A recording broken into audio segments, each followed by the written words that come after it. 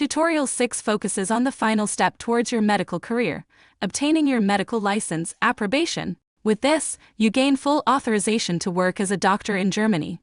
You need to apply for the license at the relevant state authority, such as the Regional Administrative Office or Health Department, in the federal state where you intend to work. We have compiled the most important links for you in our booklet, which you can download for free.